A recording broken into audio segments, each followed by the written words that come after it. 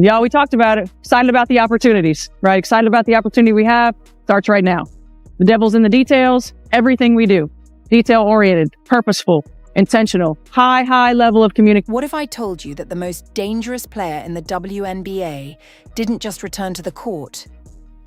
She walked back in and immediately reminded everyone who really runs this league. No interviews, no statements, no social media build-up, just one practice, one moment, and suddenly the entire narrative flipped overnight. When Caitlin Clark stepped into the Indiana Fever's training facility on day one, there was a strange tension in the air, like everyone knew they were about to witness something important but didn't know exactly what. Cameras were flashing, executives were watching closely from above, and the basketball world was quietly asking the same question. After 8 long months of injuries, criticism, and endless debates about her future, was she still that player? Was she still the generational force that took over the league? Or had time, pressure, and physical setbacks slowed her down just enough to bring her back to earth? But the second she touched the ball, every single doubt started collapsing in real time, because this didn't look like a player returning cautiously or trying to find her rhythm again. This looked like someone who had been waiting, locked in, studying, preparing, and counting down every single day until she could get back on the floor and take control again. She was pushing the pace at a level that left defenders struggling to keep up, pulling up from distances that most players wouldn't even consider, and threading passes through impossibly tight windows, like she was seeing the game 2 steps ahead of everyone else on the court. And what made it even more terrifying was the complete absence of hesitation, because there was no rust. No fear, no signs of someone recovering, only confidence, control, and a quiet kind of dominance that doesn't need to be announced to be understood. And here's the part that makes this even bigger, because for the past week there had been a completely different story circulating online, one that suggested the Indiana Fever might actually reduce her role, move her off the ball, or try to reshape the offense in a way that didn't revolve entirely around her. And yet on day one, without a single word being spoken, all of those theories were exposed, because when the practice started and the game unfolded naturally, one thing became crystal clear. She wasn't being adjusted into the system. The system was still hers. And if this is what Caitlin Clark looks like on day one, then the rest of the WNBA isn't just dealing with a comeback. They're about to face something much more dangerous. Before this moment, before the cameras, before the pressure, before the expectations turned into headlines, Caitlin Clark was already one of the most talked about names in basketball, and not just in the WNBA, but across the entire sport. Because what she did at the college level didn't just break records. It completely changed how people viewed women's basketball, turning casual viewers into dedicated fans and making sold-out arenas feel like the norm rather than the exception. And from the very beginning of her rise at Iowa, there was something different about her game, something that didn't fit into traditional molds. Because she wasn't just a scorer. She wasn't just a passer. She was a system all by herself. A player who could control tempo, stretch defenses far beyond their limits, and create opportunities out of nothing. And the deeper you look into her journey, the more you realize that her success was never accidental, because it was built on an unusual combination of confidence, skill, and a willingness to take risks that most players wouldn't even consider in high-pressure situations, whether it was pulling up from logo range without hesitation or threading a pass through defenders that didn't even realize they were out of position yet. And that fearless style of play is exactly what made her a generational talent long before she ever stepped onto a professional court. Because while other players played within systems, Caitlin Clark forced systems to adapt to her. And that's a very rare thing to see at any level of basketball. As her college career exploded into national headlines, the attention around her grew just as fast, and suddenly every game wasn't just a game anymore. It was an event, something people tuned in for even if they had never followed women's basketball before. And with that attention came pressure, expectations, and constant comparisons, because people weren't just asking if she was good, they were asking how great she could become. whether she could carry that same level of dominance into the WNBA, and whether her style of play would translate against stronger, faster, more experienced defenders.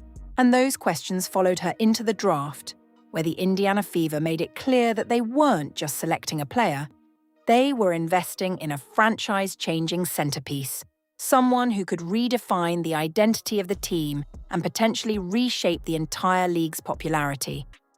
And from the moment she arrived in Indiana, everything started revolving around her. Ticket sales increased, media attention skyrocketed, and suddenly the Fever were no longer just another team rebuilding quietly. They were at the center of one of the biggest stories in sports.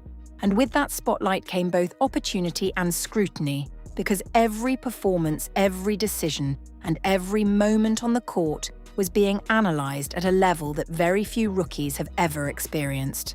Her rookie season showed flashes of exactly why the hype existed in the first place, because even against elite professional defenders, she was able to create space, make plays, and deliver performances that felt more like statements than learning experiences. But at the same time, it also exposed the reality of the professional level.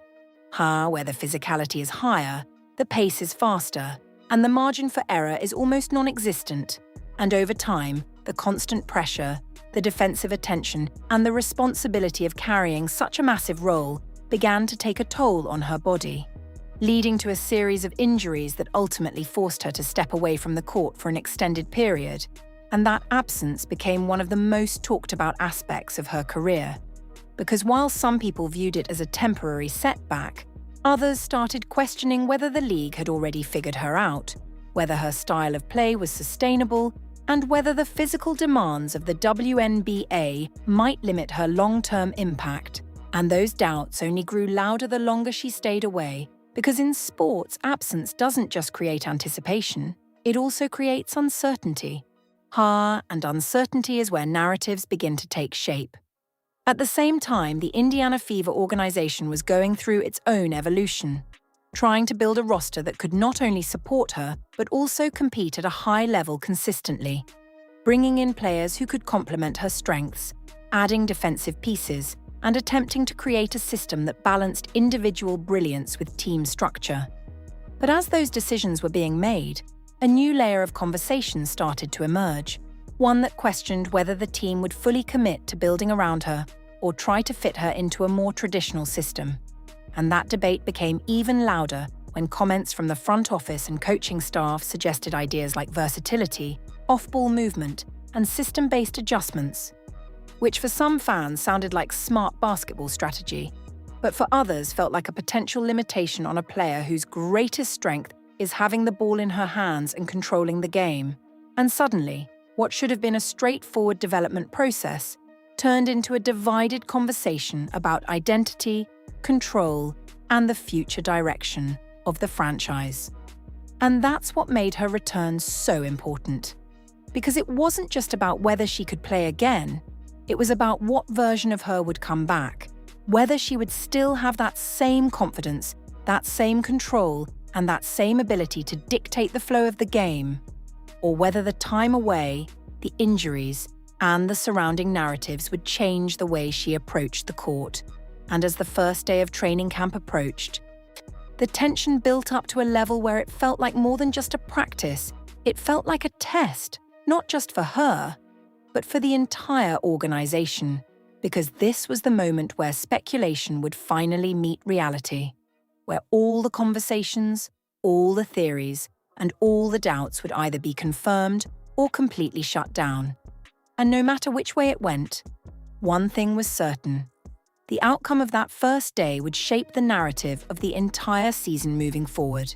Because when a player carries this much attention, this much expectation, and this much influence, every single moment matters.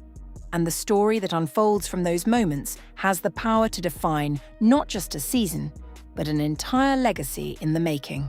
The story didn't explode all at once. It built slowly, almost quietly at first, like a tension you could feel but not fully explain. And it all started in the days leading up to the Indiana Fever's training camp, when small comments, subtle interviews, and front office statements began circulating online, creating a narrative that quickly spiraled out of control because what should have been routine preseason preparation suddenly turned into a full-blown debate about control, power, and the future of the franchise. And the moment fans heard phrases like playing both on and off the ball or adjusting to the system, everything changed, because for most people watching, those weren't just harmless basketball terms.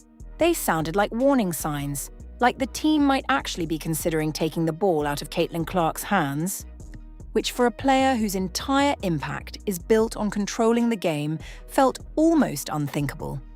And as those ideas spread across social media, the reaction was immediate and intense, with fans, analysts, and content creators all jumping in to give their opinions, some defending the team's approach as necessary for long-term success, while others saw it as a direct threat to the identity of the player who had just transformed the franchise. At the center of this growing tension was the arrival of new pieces on the roster, particularly players who brought different strengths, especially on the defensive side of the ball. And while that should have been seen as a positive step toward building a more balanced team, it instead became part of a much bigger conversation. Because people started connecting dots that may or may not have even been related, questioning whether these additions were meant to complement Caitlin Clark or quietly replace certain aspects of her role. And once that idea entered the conversation, it spread fast, because in today's media environment, narratives don't need confirmation to gain momentum. They just need attention. And within days, what started as speculation turned into something much bigger, with some voices claiming that the Fever were preparing to reshape their offense in a way that would reduce her control, while others pushed even further, suggesting that internal decisions were being made that didn't fully align with maximizing her strengths. And suddenly, the focus shifted away from basketball preparation and towards something much more dramatic. A storyline built on uncertainty and fueled by constant discussion. As training camp approached, the anticipation reached a point where it felt like everyone was waiting for a single moment to confirm or deny everything that had been said. Because this wasn't just about one player anymore, it was about direction, identity, and whether the organization truly understood what they had in front of them. And when day one finally arrived, all of that built-up tension walked into the gym with the players, because even though nothing had officially happened yet, the weight of the conversation was already there, sitting in the background of every drill, every play, and every decision being made. And from the outside, it may have looked like a normal first day of training camp, but inside, it carried a different kind of pressure. Because every move was being watched, every detail was being analyzed, and every report that leaked out had the potential to either calm the situation or push it even further. And then came the moment that changed everything, not through a dramatic announcement or a headline-making statement, but through the most natural thing in basketball, the flow of the game itself. Because as the players took the court and the practice began, something immediately stood out. Something that didn't match the narrative that had been building all week. And that was the simple fact that Caitlin Clark had the ball in her hands, controlling the offense, setting the pace, and making decisions the way she always had. And it wasn't forced, it wasn't staged, it just happened. Because when the game started moving, it naturally gravitated toward her. And in that moment, all the speculation about reduced roles, system adjustments, and off-ball transitions started to lose its foundation. Because the reality on the court didn't reflect the theory being discussed online. And the more the practice continued, the clearer it became that this wasn't a temporary setup or an experiment. It was the same structure that had defined her game from the beginning, built around her ability to see, create, and control everything happening on the floor. What made this shift even more powerful was how quickly it became obvious to everyone watching, because it didn't take hours of analysis or multiple sessions to understand what was happening. It was visible almost immediately in the pace of the offense, in the spacing of the players, and in the way the ball moved from one action to the next. And as reports started leaking out, the tone of the conversation began to change, because instead of questioning whether she would still have control, people were now reacting to how dominant she looked in that role, and how naturally everything seemed to fall into place around her, and just like that, the narrative that had taken days to build started to collapse within a single practice, because reality has a way of cutting through speculation when it finally shows up. But even as the situation began to clarify, it didn't completely erase the tension that had been created, because once a narrative reaches a certain level, it doesn't disappear instantly.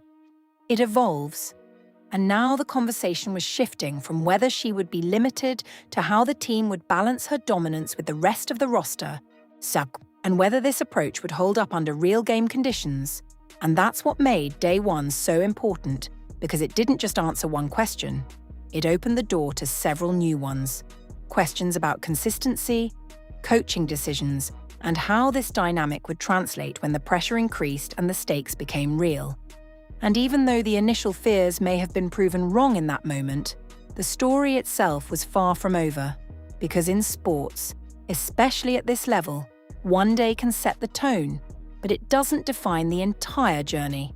And as quickly as narratives can fall apart, they can also rebuild themselves in new forms, depending on what happens next. What actually happened on that court wasn't just a good practice or a promising return, it was a step-by-step dismantling of the narrative that had been building for days. And the most important detail is that it didn't happen through statements or explanations, it happened through actions. Because from the very first sequence of live play, Caitlin Clark made it clear that the offense was flowing through her exactly the way it always had, with the ball initiating in her hands, the tempo rising to match her pace, and every possession being shaped by her decision-making. And as the drills transitioned into scrimmage situations, that control didn't fade. It intensified. Because this wasn't just about running plays, it was about dictating the entire structure of what was happening on the floor. And the more reps that unfolded, the more obvious it became that this wasn't an experiment or a temporary adjustment. It was the natural order of the team's offense re-establishing itself in real time. As the session progressed, one of the most striking elements was how quickly she was able to manipulate defensive positioning, because even in a practice environment with professional athletes who understand the game at a high level, her ability to anticipate movements and create openings stood out immediately. And it wasn't just the obvious highlights like deep-range shooting or flashy passes. It was the subtle details, the way she would shift defenders with a single step, the way she used timing to create separation, and the way she delivered the ball exactly where it needed to be before the defense could react. And those small moments added up quickly, turning what could have been a controlled practice into something that felt much closer to a live game scenario. Because once a player establishes that level of control, everything around them starts to accelerate, and teammates begin to adjust instinctively, trusting the flow and reacting to the opportunities being created in front of them. At the same time, the presence of other players on the roster began to add context to what was happening. Because this wasn't a one-player show in isolation, it was a system forming around a central piece, and as different lineups rotated through the court, it became clear that the supporting cast wasn't competing for control. They were fitting into roles that complemented the structure being led by Clark, with shooters spacing the floor, cutters timing their movements to match her vision, and defensive specialists focusing on their responsibilities without disrupting the offensive rhythm. And this balance is what ultimately separated the reality of the situation from the narrative that had been circulating. Because instead of a conflict over roles, what was visible on the court was alignment, a group of players operating within a framework that made sense based on their strengths rather than forcing adjustments that didn't fit naturally. Another key moment in the breakdown came from the pace of the game itself, because one of the concerns leading into camp was whether the team might slow things down to create a more structured, system-based approach. But what actually happened was the opposite, with the tempo increasing in a way that matched Clark's style, pushing transitions, creating early opportunities. and forcing defenders into uncomfortable positions before they could fully set themselves. And this shift in pace didn't just benefit her, it elevated the entire team, because when the game moves faster, it creates more space, more decisions, and more chances to exploit mismatches. And throughout the practice, that dynamic was consistently present, reinforcing the idea that the team wasn't trying to limit her influence, they were leaning into it. What also stood out during the session was the level of confidence in her movements, because after such a long absence due to injuries, there is usually a visible adjustment period where players test their limits, avoid certain situations, or ease back into physical contact. But none of that was apparent here because every action, from driving into the lane to pulling up from deep, was executed with the same level of decisiveness that defined her game before, and that absence of hesitation played a major role in how the entire practice unfolded, because confidence is contagious in a team environment. And when one player operates at that level, it often raises the standard for everyone else on the floor. As reports from the practice began to spread, the conversation outside the gym started to shift almost immediately, because the details being described didn't match the expectations that had been built over the previous days, and instead of focusing on potential limitations or adjustments, the attention turned toward the level of control and effectiveness that was being displayed. And while it's important to recognize that one practice doesn't determine the outcome of an entire season, it does provide a clear snapshot of direction, and in this case, that snapshot suggested that the foundation of the team's offense remained unchanged, centered around a player whose strengths are best utilized when she has the freedom to create, control, and dictate the flow of the game. At the same time, it's also important to understand that this moment didn't resolve every question or eliminate every concern, because the true test will come in live game situations where pressure, fatigue, and competition introduce variables that don't exist in practice. But what Day 1 did accomplish was clarifying the starting point, establishing a baseline that contradicted the idea of a reduced role and instead reinforced the presence of a central figure leading the offense. And that distinction matters, because narratives are often built on assumptions, but they are ultimately judged against reality. And in this case, the reality that unfolded on the court provided a much clearer picture of how things are actually being approached moving forward. And when you step back and look at the full sequence of events, from the build-up of speculation to the execution on the court, what becomes clear is that the story wasn't about a sudden change or a dramatic shift. It was about the reappearance of something that had already been established, a style of play, a level of control, and a role that defines how this team operates. And while the conversation around it may continue to evolve, the foundation that was displayed on that first day offers a strong indication of where things stand right now.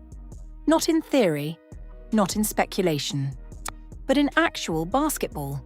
The moment the first reports started leaking out of that practice facility, the reaction across social media and sports media wasn't just fast, it was explosive. Because this wasn't just another training camp update, it was the collapse of a narrative that thousands of people had been actively debating for days. And within minutes, timelines were flooded with clips, breakdowns, opinions, and instant reactions, with fans who had been worried suddenly shifting into excitement, while others who had pushed the idea of a reduced role were now forced to reassess everything they had been saying. And what made this reaction so intense was the emotional investment that had already built up before a single dribble had even happened, because people weren't just reacting to what they saw, and they were reacting to what they thought was going to happen versus what actually did. And that gap between expectation and reality created a wave of discussion that spread far beyond just basketball analysis.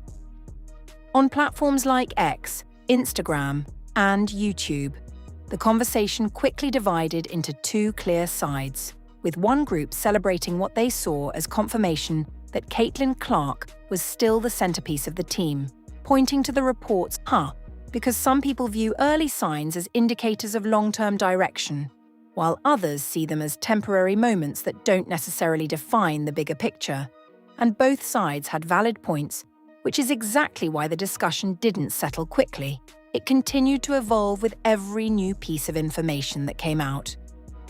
At the same time, major sports media outlets began picking up the story, but the way they framed it varied significantly depending on their approach, because some leaned into the comeback angle, focusing on her return from injury and the immediate impact she had on the court, presenting it as a strong and promising start to a new season, while others focused on the narrative shift, highlighting how the expectations surrounding her role had changed almost overnight.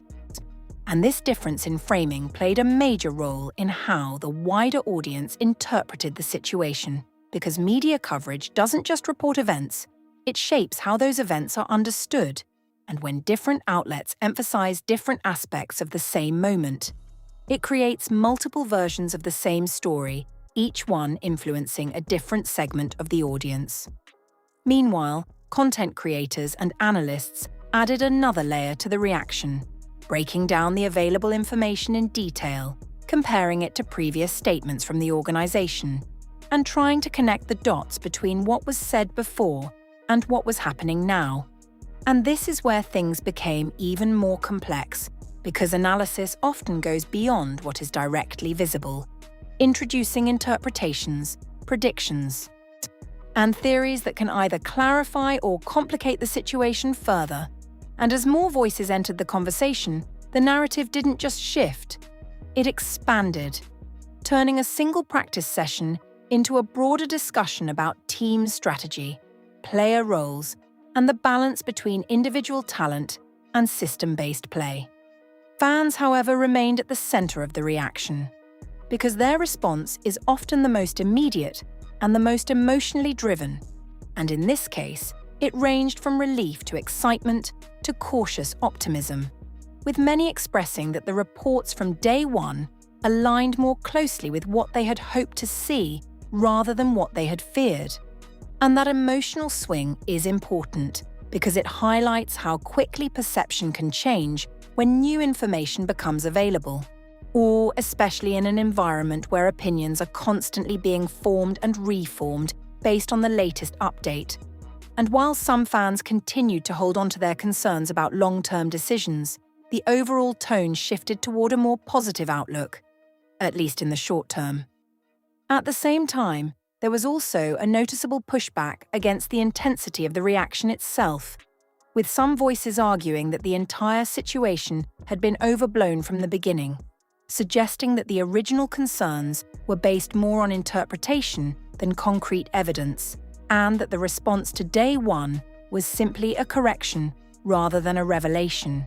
And this perspective added another dimension to the conversation, because it challenged not just the narrative, but the process by which the narrative had been created in the first place, on raising questions about how quickly assumptions can turn into widely accepted ideas without full confirmation. And then there was the role of comparison, because in sports media, moments like this are rarely viewed in isolation. They are often connected to past situations, either to provide context or to draw parallels. And in this case, some analysts began comparing this scenario to other instances where players returned from injury or where teams faced questions about how to utilize a star player, using those examples to either support or challenge the current interpretation.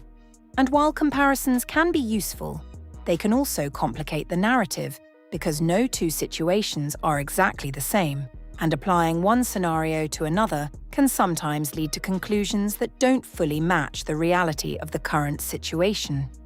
As the day continued and more information circulated, the overall reaction began to stabilize, moving away from immediate emotional responses and toward more measured analysis. But even then, the impact of that first day remained clear, because it had already shifted the direction of the conversation, replacing uncertainty with a clearer, though still evolving, understanding of how things might be unfolding. And while not every question had been answered, the tone had changed, the focus had adjusted, and the narrative had been reshaped in a way that reflected what actually happened on the court rather than what had been predicted before it. And that's what makes this kind of reaction so significant, because it shows how quickly perception can change when reality steps in, how narratives can rise and fall within a matter of days, and how the combination of media, analysis, and fan engagement can turn a single practice session into a defining moment in an ongoing story. And even though the season has yet to begin, the response to this first day has already set the stage for everything that comes next, creating a level of attention and expectation that will follow every performance moving forward.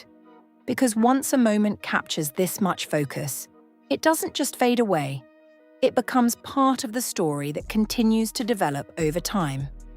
When you step back from the noise, the headlines, and the emotional reactions, what happened on day one starts to look less like a surprise and more like a reality check. Because the truth is, a lot of the narrative leading into that practice wasn't built on confirmed decisions. It was built on interpretation, selective quotes, and the natural tendency of modern sports media to turn uncertainty into speculation. And once that speculation gains traction, it often begins to feel real, even without concrete evidence, which is exactly what happened here. Because phrases like system, adjustment, and versatility were taken and stretched into full-blown conclusions about role changes, even though in basketball those concepts can mean many different things depending on context. And what day one revealed wasn't just that those interpretations might have been exaggerated, but that the actual basketball intentions of the team were much more aligned with what had already been proven to work, which is placing the ball in the hands of your most dynamic playmaker and building around that strength rather than trying to redefine it. At the same time, it's important to recognize that the front office messaging itself played a role in creating this situation, because communication at that level isn't just about sharing information, it's about shaping perception. And when messages are unclear, inconsistent, or overly broad, they leave room for interpretation. And in a high-profile situation like this, that space gets filled quickly, often in ways that amplify concern rather than clarity. And this is where the gap between internal strategy and external communication becomes critical. Because what a team plans to do on the court doesn't always match how those plans are described publicly. And when that gap exists, it can create confusion, even if the underlying strategy is sound, which appears to be exactly what happened in this case, where the actual on-court approach remained consistent with maximizing Caitlin Clark's strengths, but the way it was discussed publicly suggested something different. Another layer to this analysis comes from understanding how team construction works at a professional level, because building a roster isn't just about finding players who can replicate the same skill set. It's about creating balance, adding pieces that fill gaps, and developing a system where different strengths can coexist without cancelling each other out. And the addition of defensive-minded players or versatile guards doesn't necessarily indicate a shift away from a primary ball handler. It often reflects an attempt to strengthen areas that were previously weaker, allowing the primary playmaker to operate more effectively by reducing pressure in other parts of the game. And when viewed through that lens, the moves that initially raised concerns begin to make more sense, because they are not about replacing control, they are about supporting it, creating a structure where the central figure can perform at an even higher level due to improved balance across the roster. There is also a psychological element to all of this that cannot be ignored, because in professional sports, perception often influences performance just as much as strategy does. And when a player of Caitlin Clark's profile enters a season surrounded by questions about her role, her control, and her place within the system, it creates a unique kind of pressure, one that can either disrupt focus or sharpen it, and based on what was seen on day one, it appears that in this case, that pressure may have had the opposite effect of what some expected, acting as motivation rather than limitation, reinforcing confidence rather than creating doubt. And that kind of response is often what separates good players from great ones, because the ability to channel external noise into internal focus is a defining characteristic of elite performance. Looking deeper, there is also the question of timing, because narratives tend to form most aggressively during periods where there is limited direct evidence, such as the days leading up to training camp, when speculation fills the gap left by the absence of actual gameplay. And once real basketball begins, those narratives are tested against observable reality, which often leads to a rapid correction, either confirming or disproving what had been assumed. And in this case, the correction happened quickly because the contrast between expectation and execution was clear. But that doesn't mean the underlying dynamics are fully resolved. It simply means that the initial interpretation did not match the immediate reality.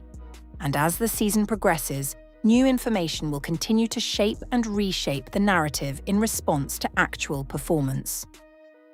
Another important factor to consider is how quickly modern sports conversations evolve, because the same platforms that amplified the initial concerns are now amplifying the reaction to day one. And that cycle can create a pattern where narratives swing from one extreme to another, from doubt to confidence, from concern to excitement, without necessarily settling into a balanced understanding. And this is why it's important to separate momentary reactions from long-term trends, because one practice, no matter how impressive, does not define an entire season, just as one set of comments does not define an entire strategy. And the real evaluation will come over time, as patterns emerge, adjustments are made, and consistency becomes measurable. Ultimately, what day one revealed beneath all the noise is a much simpler truth than the narrative suggested, and that is that teams tend to rely on what works, especially when it involves a player who has already demonstrated the ability to control games at a high level. And while adjustments and improvements are always part of the process, they are usually built around existing strengths rather than replacing them entirely.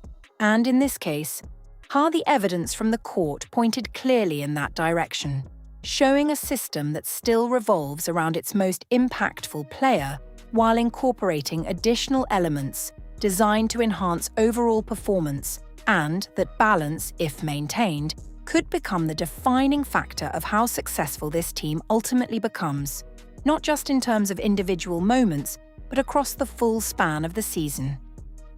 Right now, everything sits at a very interesting turning point, because after all the build-up, all the speculation, and the intense reaction to day one, the Indiana Fever and Caitlin Clark have officially entered the phase where expectations are no longer theoretical.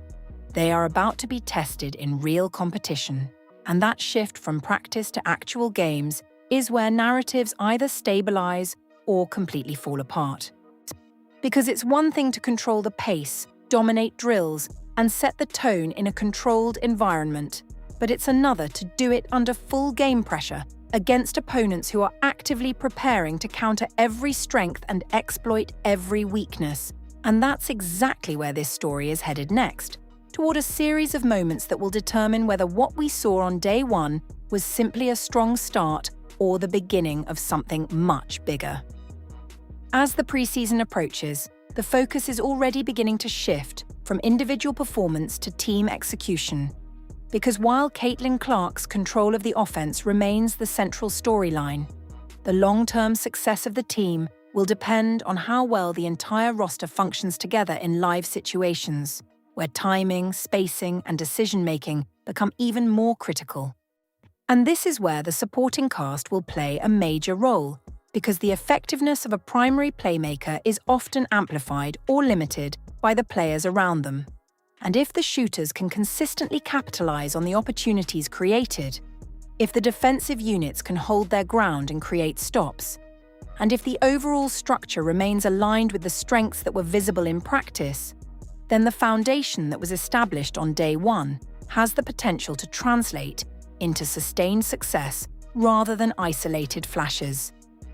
At the same time, there are still questions that haven't been fully answered, and those questions are what make this next phase so important, because while day one provided clarity on the immediate direction, it didn't fully reveal how adjustments will be handled when challenges arise, how rotations will be managed over the course of a full game, or how the coaching staff will respond when opponents begin to apply pressure in different ways. And these are not small details. They are the factors that often determine whether a team can maintain consistency over time. Because in professional sports, success is rarely about what happens when everything is going right. It's about how effectively a team adapts when things start to shift, when strategies need to change, and when opponents force you out of your comfort zone. There is also the broader context of the league itself, because the WNBA is not a static environment. It's a competitive landscape where every team is constantly evolving, studying, and preparing. And once a player like Caitlin Clark establishes a clear role and level of impact, it immediately becomes a focal point for opposing teams, who will design defensive schemes specifically aimed at disrupting her rhythm, limiting her options, and forcing the offense into less efficient patterns.